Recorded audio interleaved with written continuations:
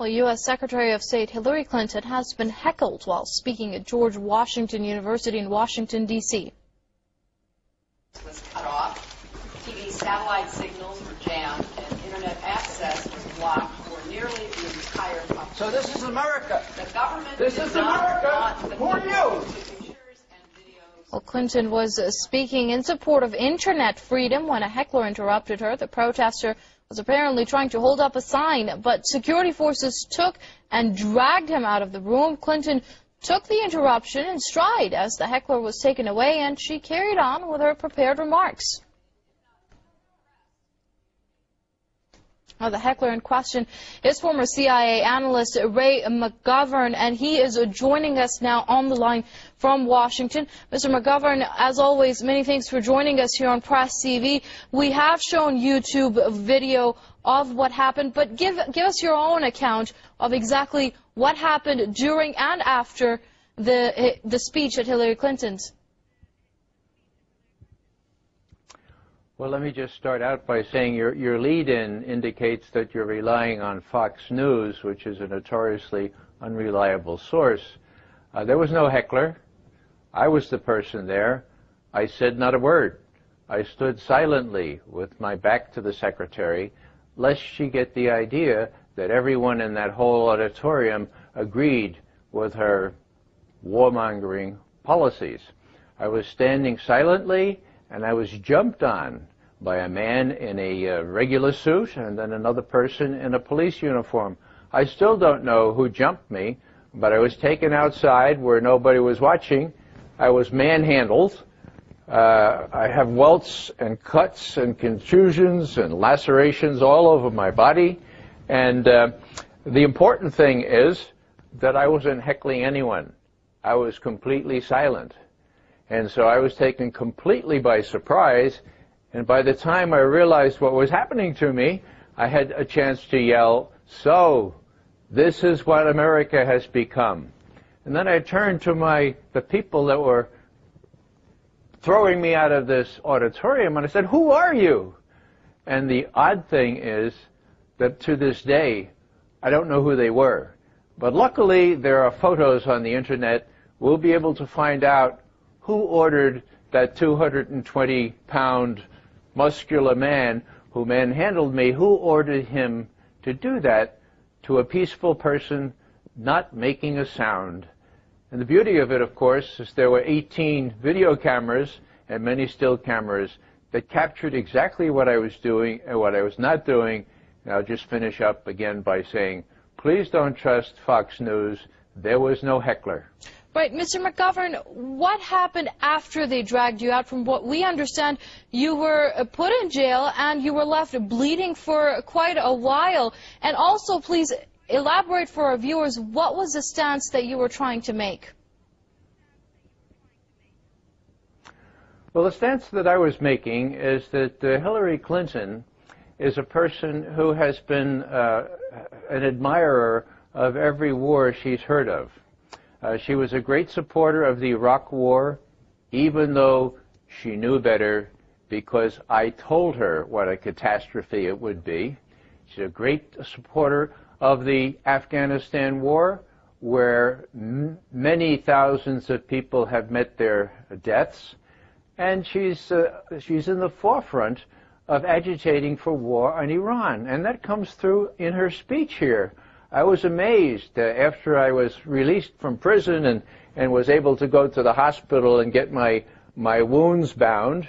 This is still bleeding here. I ruined another pair of pants. I read the speech, and it was quite remarkable. It was a speech about protests. And she is saying here in this speech, and I'll just quote 2 or 3 sentences here. She says, Iran this week, this is a direct quote, Iran this week is once again using violence against protesters seeking basic freedoms. Okay? People protest. They stand and they march and chant, and the authorities track them and block them and arrest them. Now, she's saying this 3 paragraphs after she stood silently watching me in the 4th row being pounced upon by these goons and unceremoniously ejected from the auditorium. There was something Kafkaesque about this. And lest anyone misunderstand, she finishes with this sentence. Iran is her favorite bugaboo, as you know. Quote, Iran is awful because it is a government that routinely violates the rights of its people. And here I am being thrown out, bleeding profusely from these wounds that you can see here, and thrown in prison without any medical attention, kept there for 3.5 hours, and it was myself that had to take a taxi cab to the hospital to get my wounds attended to, my wrists x-rayed to see what damage had been done. Now, fortunately, I am going to survive, but I'm thinking about people who are less able to defend themselves. Not that I tried to defend myself, but less able to contend with this kind of violence. And for Hillary Clinton to be talking about peaceful means of protest in the same speech at which she blithely continued as she watched me directly in front of her being pounced upon and violated, was a little too much to take. Indeed. Now, this was very different from how Rumsfeld reacted when you peacefully confronted him as well. What do you say to that? And also, can you elaborate on the U.S.'s double stance as far as the ongoings in the Middle East these days, Bahrain, Yemen, etc.? Well, I think you've said it all when you say double stance. We're very much in favor of protest when it seems to be succeeding, except in our country. We like to keep the lid on. But what happened, of course, was that I was arrested, and I'm charged. I have to go to court.